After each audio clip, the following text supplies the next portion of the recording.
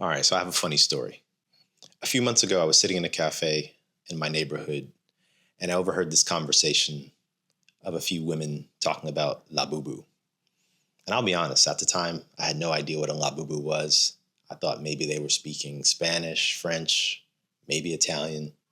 And they were talking about a little mistake, an accident, or something like that. Later on, I came to find out what a Labubu is.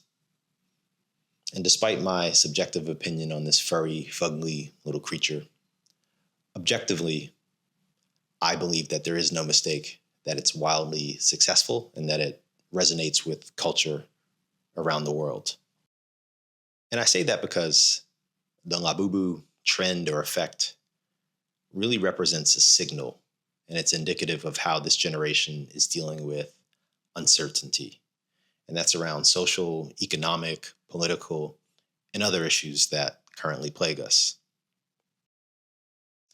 In challenging times, when the big things seem out of reach, out of control, people reach for indulgences, micro escapes, petite pleasures. And I truly believe that's what's happening now. You can see a lot of it all around us, and it's in some actual real data.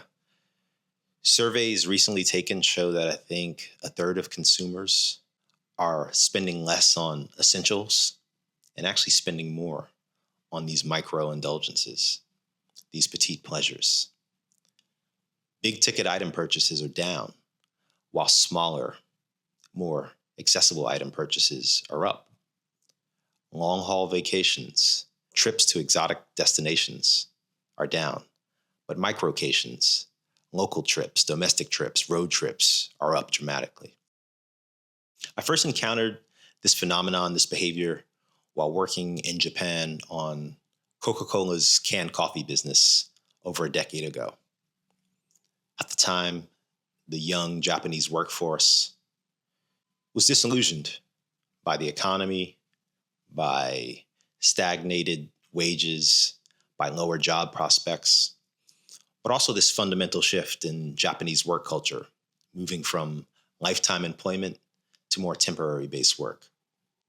At that time, to seek solace, these young people sought after elevated snacks and drinks, collectibles, toys, and other experiences that elevated their everyday and gave them a little bit of joy and positivity in their lives. What's that saying? They say history doesn't repeat itself, but it rhymes or echoes. I believe that that's happening now with this Labubu effect. But this time it's not just in Japan, it has global resonance. And whether we're talking Labubu, we're talking canned coffee, we're talking splurging on a $20 to $40 smoothie at Erewhon, the underlying patterns and behaviors are similar, if not the same. It's rarely or never about the item itself or the purchase itself. It's more about what it represents, and that's comfort, agency, and a bit of positivity in an anxious and uncertain world. It brings some really interesting questions to mind.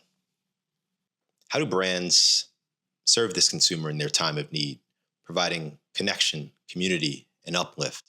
I'm really interested to hear your thoughts on the topic, and also how your brands and your companies are serving the needs of this consumer